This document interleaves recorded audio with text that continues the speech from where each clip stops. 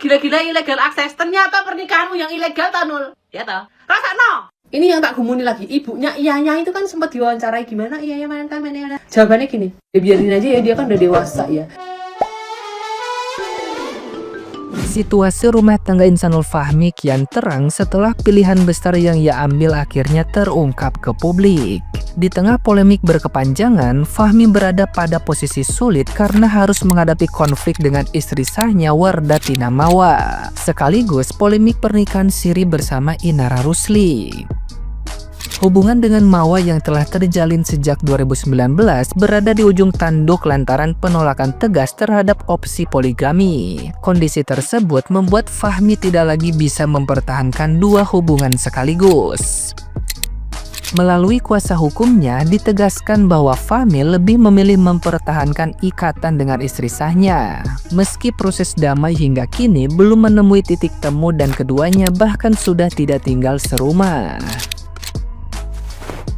Di sisi lain, polemik pernikahan siri dengan Inara Rusli turut memperkeruh keadaan karena belum adanya bukti yang ditampilkan ke publik. Desakan dari pihak Mawa agar pernikahan tersebut dibuktikan menambah tekanan di tengah proses hukum yang terus berjalan.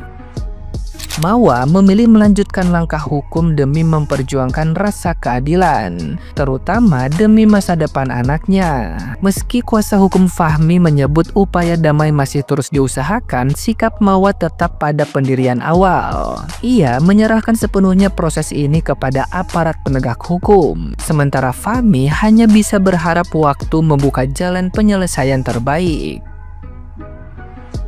Nah, gimana nih menurut netizen yang terhormat? Silahkan berkomentar ya. Nggak usah bawa-bawa Allah, nggak usah bawa-bawa Tuhan kalau lu salah. Emang agama mana yang memperbolehkan lu menyakiti sesama manusia? Gua tanya, jangankan manusia, hewan aja, tumbuhan nggak boleh lu sakitin. Jangan bawa-bawa takdir Allah, takdir Tuhan, ini emang jalan suratan. Nggak begitu konsepnya. Sekarang lu belum sampai nih, lu berdiri depan kereta yang lagi jalan. Kalau lu tabrak, nyawa lu hilang. Itu bukan takdir, lu goblok namanya. Dia udah tahu ribet, malah nasihatin orang. Seperti pengalaman dia, bagaimana lakinya masuk ke dalam jeratan hukum karena ia nggak jauh beda sama yang dilakuin sekarang. Tapi dia ngelakuin hal yang sama. Habis itu dia nasihatin orang. Ya ampun, di mana-mana orang yang udah punya pengalaman meskipun itu bukan lu tapi laki lu, setidaknya kan lu ngerasa aduh kagak deh, jangan sampai nih gua kena kayak beginian, kasus-kasus begini. Bukannya lu malah waras, bukannya malah lu menjauhi hal-hal demikian, lu malah ikut, malah bahkan jadi pelaku. Aduh, habis itu dia nasihatin orang.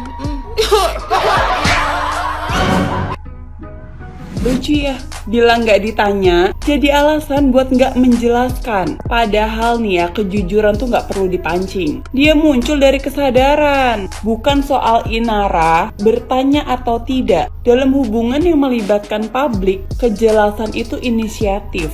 Bukan nunggu ditanya. Emang nikah siri nggak butuh KTP? Nggak lihat status pernikahan di KTP-nya? Kejujuran itu bukan kewajiban setelah ditanya, tapi adab sebelum melangkah. Inara, lu kebangetan ya. Lu yang ngerebut laki orang, lu juga yang minta kepastian sama bininya. Kan lu udah tahu sekarang kalau Insanul punya istri sebelum sama lu. Harusnya mah di stop, bukan malah diajak duet. Bisa-bisanya lu minta kepastian sama istri sah buat lanjut atau enggak. Kan lu nih yang tiba-tiba masuk rumah tangga orang. Kok bisa lu yang bikin peraturan? Ibarat kata nih ya, ada maling masuk rumah orang, pas ketahuan, malah malingnya yang ngusir yang punya rumah. Lu atur deh, pusing gue liatnya. Pak, suami yang kayak gimana dulu? Yang harus dituruti semua yang dilakukan suami. Suami yang kayak gimana dulu, Pak? Perempuan-perempuan mana yang tidak sakit hati ya kalau suaminya nikah lagi? Coba Bapak nikah lagi, lihat istri pertama Bapak ngamuk apa kagak? Apalagi nikahnya diam-diam. Jangan cuma tahu poligami itu ibadah. Hei, orang mau berpoligami pun harus memiliki ilmu agama yang tinggi, Pak. Nggak sembarangan berpoligami. Memang di agama Islam diperbolehkan untuk berpoligami, halal. tanpa harus izin dari istri pertama. Tapi kan ada aturannya, ada syarat-syaratnya. Kamu dinasehati sama praktisi hukum loh ini. Kamu dibilangi kalau tinggalkan. Loh piye tau ini? Aku sebagai rakyatmu ngilek loh ini. Dia juga sudah mengandanimu loh ini. Nol, rasa no. Kamu gila-gila illegal akses. Ternyata pernikahanmu yang ilegal tak Nul. Ya tau. Rasa no. Ini yang tak gumuni lagi. Ibunya Iyanya itu kan sempat diwawancarai gimana Iyanya mantan. Jawabannya gini. Ya biarin aja ya, dia kan udah dewasa ya. Itu udah pilihannya sendiri. Yang pertama ini bocah iki ancen tuturane angel, gak kena dituturi, gak kena dikandani, pokoknya bergedel. Yang kedua ibaratnya wis gak duwe bojo gitu ya. Kan itu kan kembali ke orang tua ta, Bu. Ya anak amiku gak iso Bu Jarno. Iki wis dikepung lho, Bu. Ya, dikepung karo rakyat se-Indonesia Raya Merdeka ini. Harus dipaksa suruh manut, Bu. Ya nek gak seret rambutnya. Ngono. Aku hati aku. Dari kasus ini yang paling kebangetan banget itu adalah tidak ada permintaan maaf dari yang kamu itu ini. Dan ini kok yang ngono bimbing itu istri mudamu yang lebih tua itu ya kan jalan sepura. Isgram kali aku nih. Seorang istri harus nurut sama suaminya. Nikah siri itu kan sudah ibadah. Nggak pengacaranya, nggak si perempuannya sama aja ini, ya kan? Katanya mau damai, mau minta maaf, tapi maksa, ya maksa. Oke lah, bener sih ini, bener seorang istri harus nurut sama suami, bener Pak. Tapi suami yang gimana dulu Pak? Apakah kita harus nurut sama suami-suami yang berselingkuh di belakang istrinya, atau sering ketemu diam-diam di belakang istrinya? Itu ajaran siapa? Panutan siapa? Rasulullah. Malu sama Rasulullah. Rasulullah nggak begitu. Nggak ada pertemuan diam-diam, nggak ada perselingkuhan di kisah hidup Rasulullah ya. Jadi nggak usah bawa agama. Yang pentingnya tuh nggak usah bawa agama, maksa. Kau tuh maksa, nggak pengacaranya, nggak si inarohnya, Dan Rasulullah itu nggak beredar videonya dia waktu week tuh sebelum dia nikah siri, nggak ada. Jadi tuh nggak usah bawa-bawa agama deh, belajar dulu kalian ya.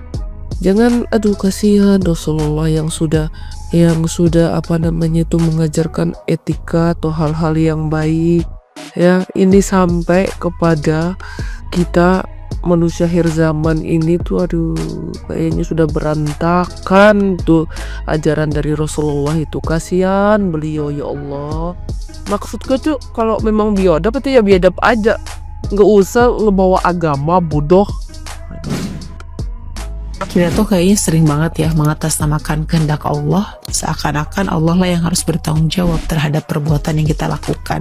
Emang bener sih, nggak ada satupun di dunia ini yang luput dari kehendaknya. Tapi dalam Islam kita mengenal yang namanya iradah syar'iyah dan iradah kauniyah, di mana iradah syar'iyah adalah ketetapan Allah berupa syariatnya, jadi sudah pasti dicintai, diridhoi, diperintahkan olehnya, tapi belum tentu dijalankan oleh makhluknya. Nah, sementara iradah kauniyah adalah kehendak Allah yang terjadi atas seluruh ciptaannya berupa qada dan qadar atas semua kejadian sesuai dengan perbuatan yang dilakukan oleh manusia. Simpelnya, kehendak Allah itu terjadi sesuai dengan pilihan dan perbuatan yang kita lakukan. Artinya, kita tidak bisa menggugurkan konsekuensi dan tanggung jawab dari apa yang telah kita perbuat. Hal ini sebagaimana yang dijelaskan oleh Quran Surat Al-Mudaththir ayat 38, bahwa setiap dari kita akan mempertanggungjawabkan apa yang kita lakukan. Nah, terus gimana kalau misalnya ada orang yang kemudian mengatasnamakan kehendak Allah terhadap perbuatan yang ia lakukan? Ternyata dalam kitab Majmu' Fatawa yang ditulis oleh Ibnu Taimiyah, fenomena seperti ini tuh sudah dari dulu terjadi, bahwa ternyata ada loh orang yang ketika ia disakiti atau dianiaya oleh orang lain, ia kemudian akan menghukum dan membalas mereka tanpa berdalih dengan takdir Allah. Tetapi jika dia sendiri yang melakukan kejahatan itu kepada orang lain, ia justru akan berdalih dengan kata takdir Allah. Nah, orang-orang yang seperti ini, kata Ibnu Taimiyah, adalah orang-orang yang zalim. Karena itu, hati-hati banget jangan sampai memanipulasi konsep takdir supaya tidak menimbulkan kesalahan dalam berpikir. Wallahu a'lam. Kalau ada pendapat lain, yuk tulis di kolom komentar.